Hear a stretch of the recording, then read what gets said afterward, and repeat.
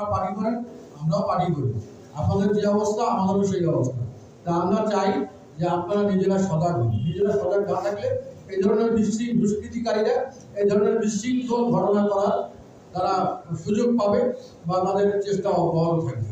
তা আমরা চাই এইভাবে করার জন্য আমরা এইভাবে জাতীয় পার্টিকে সুরক্ষিত করতে চাই। আর রাজনীতিতে জাতীয় পার্টিকে নিষিদ্ধ করবে কিনা সেটা তো সরকারের বিষয়। হ্যাঁ, আমাদের নিষিদ্ধ করার তো একটা আইন আছে, সেই আইন জাতীয় পার্টির ঘাড়ে বর্তায় না। আমাদের একটাই দোষ কি, আমরা নির্বাচনে অংশ নিয়েছি। আমরা যদি একা না করি তাহলে বিএনপি, জামাত ইসলামী শাসনতন্ত্র আন্দোলন বা অন্যান্য দলের ওরা তোমার চাইলে না শিখি অংশ করছে। কারণ তিনটা নির্বাচনকে 14, 18, 24 এই তিনটা নির্বাচনকেই তারা বলছে যে প্রহসনের নির্বাচন। এই প্রহসনের নির্বাচন তারা বলছে যে এই তিনটা নির্বাচন একটা অগ্রহণযোগ্য নির্বাচন। এই নির্বাচনে জাতীয় পার্টি সহযোগিতা করেছে। তা আপনারা জাতীয় পার্টির 2014 সালে যখন নির্বাচনে গেল 292টা আসনে জাতীয় পার্টির প্রার্থী দিল, 8টা বাদে 292টা আসনে জাতীয় পার্টির প্রার্থী দিল। তা আমাদের 251 জন আমাদের প্রার্থীরা হোসেন মোহাম্মদ এরশাদের নির্দেশে প্রত্যাহার করল। থাকলো 41 জন। 41 জন হলো কি জাতীয় পার্টির মূল স্রোতধারাকে বাদ দিয়ে তারা রওশন এরশাদ গ্রুপকে আরেকটা গ্রুপ করে তারা নির্বাচনে অংশগ্রহণ করলো এবং সেই নির্বাচনে হোসেন মোহাম্মদ এরশাদকে তারা সিএমএসে কারাবন্দি করে রাখলো। এইভাবে নির্বাচনটা হলো।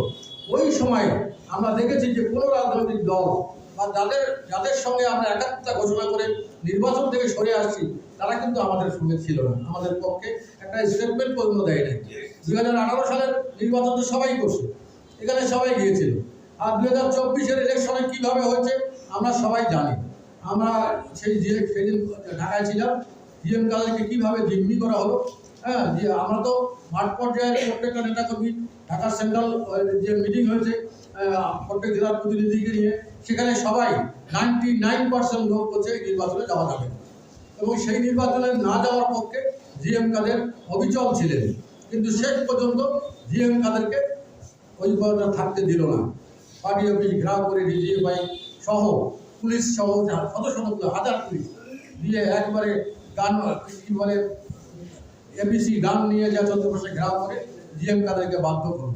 জিএম কাদের বাধ্য হয়েছে অন্য এক কারণে, যে জাতীয় পার্টি যদি জিএম কাদের মূল স্রোত না যায় তাহলে এখানে অন্য রওশন গ্রুপ তারা নির্বাচনের জন্য তাকে আহ্বান জানায় এবং লাঙ্গল প্রতীক সহ জাতীয় পার্টিকে ভাগ করার জন্য একটা